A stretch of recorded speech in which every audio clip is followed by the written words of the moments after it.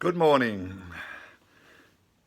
Last week, I was trying to earth our understanding of the names of God by sharing with you some anecdotes from my own life. But now today, I want to return again to the specific names. The one we had dealt with before last week was the Lord Sabaoth, the Lord of the heaven's armies, the captain of heaven's armies. And we began to see that there is a spiritual battle going on around us that, in fact, we are completely unaware of. A battle between the forces of God and the forces of evil. Today, I want to come back and think of another name. And this is simply Yah Nissi, Nissi, Yah Nissi, or Jehovah Nissi, whichever word you want to use. I'll come back to this name, Jehovah and Yahweh, again later. But this is the name I want to think about today, Nissi. It's recorded for us mainly in the 17th chapter of the book of Exodus. And in this chapter, the tribes under Moses' leadership, traveling through the wilderness, had come up against these other enemies called the Amalekites. And they are doing battle in the wilderness. Moses goes up on the mountain and looks down on the battle. And he realized that as long as he kept his arms up, blessing the people, the Israelite tribes were being successful. But when he became tired, his arms began to droop. And suddenly the Amalekites became strong.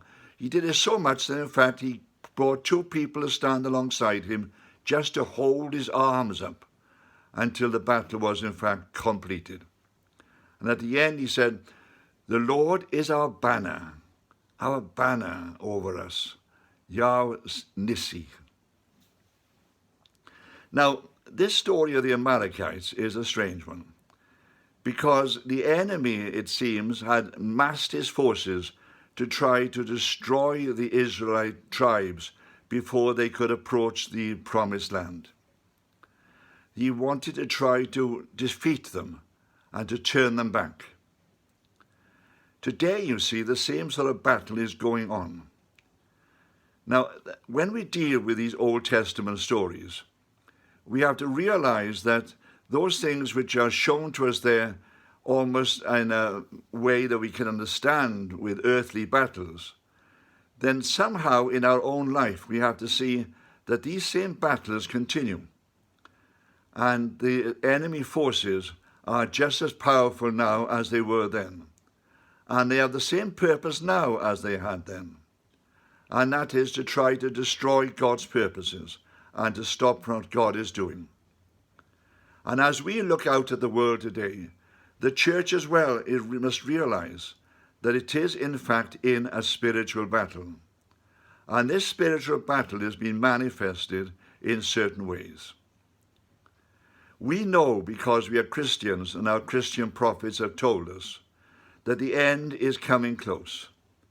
But as the end comes close, so God is doing things in the world at the same time. And the one thing he is doing is that he is once again gathering his Jewish people, those who have descended from the tribes of Jacob. These people, he is gathering them once again in the land of Israel. And once again, we can see that the enemy would want to destroy them. The nations around that particular country are rising up, and they have this anger against these people who have come to live in this area. But the anger is not just a physical anger, it's a spiritual anger as well. It's a spiritual anger because the enemy realizes that these are in fact the signs of the end time, and the time when he is going to be defeated. He just has one hope. That's the enemy, that is. He just has one hope. If he can destroy these people who have gathered again in the land of Israel, then he might have a chance to extend his time. He can never do it completely, because his power was once and for all destroyed on the cross. But if he can destroy these people who are gathering here at this time and destroy them wherever they appear in the world, then somehow his time might be extended further.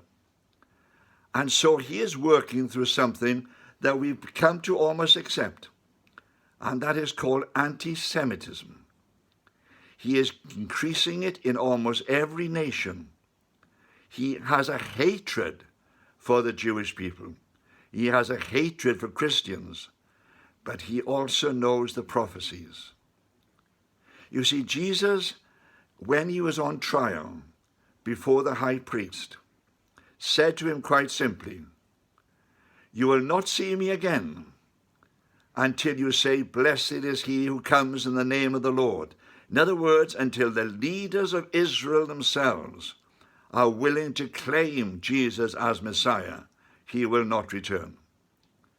If the enemy can defeat this nation and stop this from happening, then somehow his kingdom can be extended in time a little further. We come back and see this again tomorrow.